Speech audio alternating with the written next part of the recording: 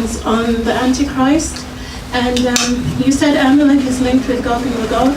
Could you expand on this? Are they separate, or are they of one of the nations that fight against God?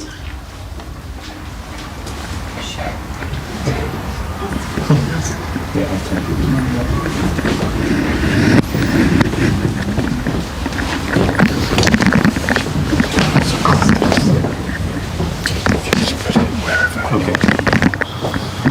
Sorry, Sister, I want to just repeat the question. You were saying? I was just going to ask the rabbis, do you have any teachings on the Antichrist or any traditional teachings? And you said Amalek is linked with Gog and Magog. Could you expand on that? Are they separate, or are they one of the two nations that fight against God? Right.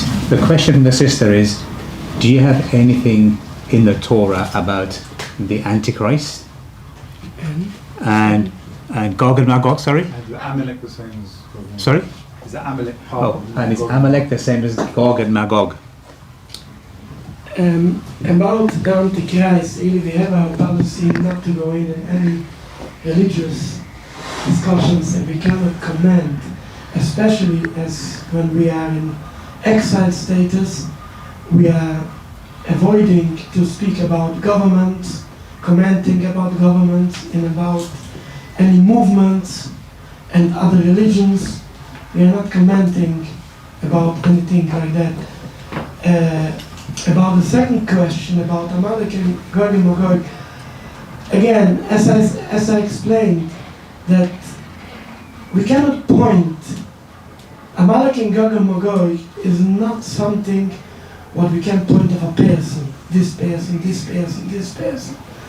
Amalek and Gog and Magog, this is a concept to understand. This is people that are uprooting from God. Now, Amalek and Gog and Magog doing the same job. The same job. Amalek raised for 3,500 years ago.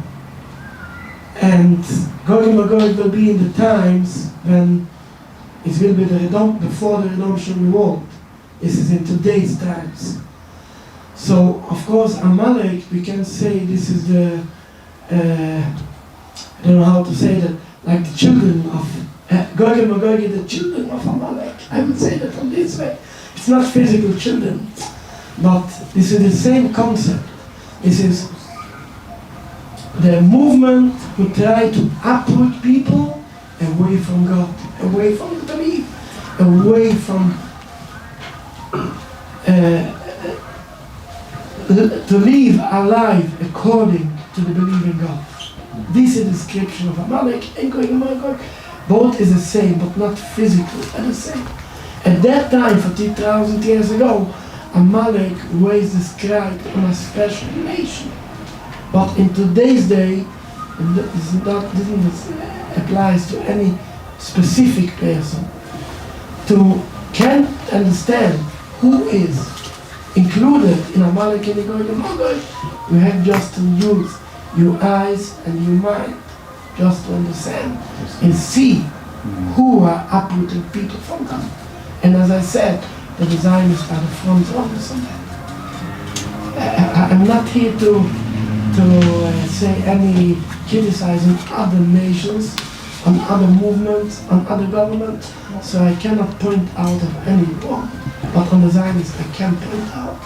And everybody just open their eyes and you will see that you don't have to come to my recommendations. Rabbi Sophie, you want to say? Do you want to say something? About what?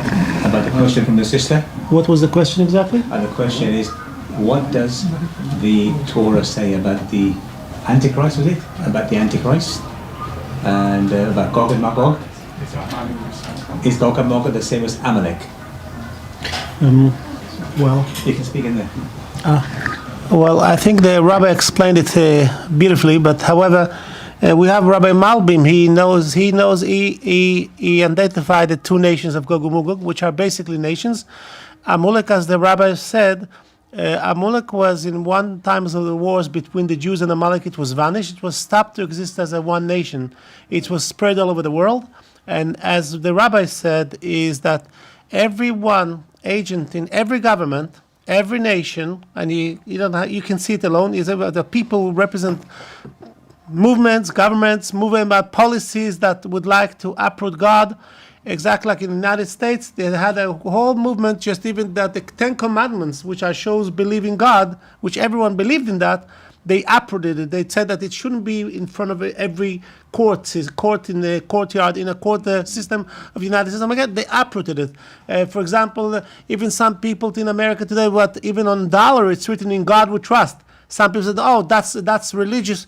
That's a religious." They tried to force us religion. Take it away. Even though in the United States, he had in the covenant, in the Constitution of the United States, it was that they believe in God, that there's freedom of religion. Yes, today in the United States, they have a lot of movements. I don't want to say any names. Probably you know about it. They try to force to uproot any type of believing in God. And the rabbi said it beautifully. I don't have anything to add. Just about you have it in England also. Even the Muslims were fighting against for their existing about the believing God, that they were trying to force them to learn policies which are to say that there is no commitment to believe in God. It's just a theory. No, it's not a theory. It's a fact. We believe in God. We believe in the Torah. You also believe in God. And yes, we're committed to serve God and to believe in God. And as I said, there's a lot of agents, yes, all over the world, from Amalek and from Magog. And the Zionists, as the rabbi says, they have a nice stake, a nice share in that part of Gog and Magog, uprooting, believing God, and to destroy any type of force of believing God. That is Gog and Magog, and that's also Amalek. They're running together. Yes, it's two different nations, but they're running together to do one job, to remove any believing God. Thank you. Thank you, Rabbi. Any questions, my sisters? Yes, sister? You can use that mic now. You can use the other one as well. Oh, yeah, okay. Can you pass that around then? We'll use this one.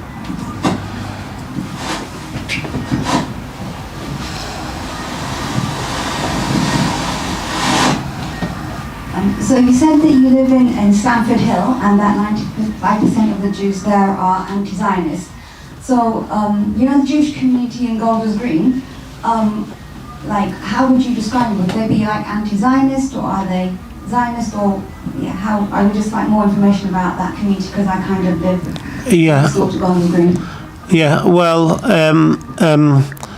I'm not going to advise you to speak about Zionism in Golders Green, because the people there, they're less understanding, yes, this dispute. Unfortunately, the education there is not based of anti-Zionism, though there is a lot of people which are anti-Zionist in Golders Green, but the spirit there, it's been controlled by Zionist movements, unfortunately. Unlike Stamford Hill, which is very, very stronghold of anti-Zionist movements and communities like Satmar, Pshevorsk, Vision Monsey, and of course, especially in Tir Karta. But it will not be advised for you to conduct, argument or sharing of views in Golders Green, because you might find a lot of Zionists which are based there, yes, and they might misbehave themselves, and even some of them will call maybe to be pro-genocide or pro-occupation of Palestine. But although even in Golders Green you have a lot of anti-Zionist Jews and Jews that are not interested, there's a big millions of Jews are now opening their eyes. I speak to many, even from Golders Green. Not only in the Golders Green, you have in Gateshead, you have in Manchester. Thousands of Jews are opening their eyes and see that the occupation of Palestine was a bitter mistake. Who's talking about the genocide? Many people now understand. I tell it to people, to Zionists, religious Zionist Jews, is that right to come to take people from their own life, from their own land, to kick them out? In 1948, they forced Palestinians to walk hundreds of miles without food and water to Lebanon and to Jordan. Many of them, thousands of them, has died by starvation. Starvation didn't start in Gaza today. Starvation started in 1948 when they kicked out these noble, beautiful, great people from their villages without any water and food. Just took them out of their house and get lost, go away from them. They were shooting them above their heads. Not everyone understood that was a crime. As I said, Muslims and Palestinians especially were demonized. that in order to understand that it's a natural thing to take this house of this great person. And he said, no, it's a normal thing for me to take his house. Why? Because I want it for me. Where it's been heard in the world that someone built a house, you have a farm, you have a possession of property, and I'm telling him, till now it was yours, but from now on it's mine. You know who's the worst robbers, the worst burglars are behaving like that. It's people have no humanity. Animals are even better than them. Animals are better than them. So I advise you not to go into Golders Green to what? To go into political debates, because you may find some Zionists, which are they. It's not will be healthy for you, not for them. But in Stamford Hill, you're welcome to what? To have a lot of women will share with you views, how they're against what world Zionism, against the occupation, against the genocide, against this systematically annihilation of the Palestinian people, which was the greatest sin in the world in recorded history. I just can't believe it. I can't believe that the world is quiet and watch. I'm wondering, I wake up, by me it's a nightmare. I sleep at night.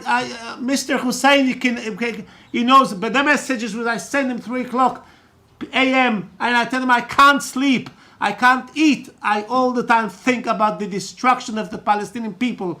How could it be that people call themselves Jews will behave like Nazis, like fascists, like the worst nationalist people? So my advice to you, you're welcome. I can give you my phone number. You can come to talk with my wife, with more Jewish women. I can arrange it for you, that they can talk, share views. And you should see, you'll be amazed how there's to see thousands of Jews there who love the Palestinians, against the genocide, against the starvation, and against this most illegal fascist occupation of Palestine. Thank you. Thank you.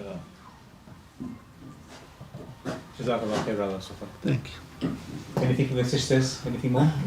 Any questions? Okay, so we now move to the brothers. Any questions from the brothers?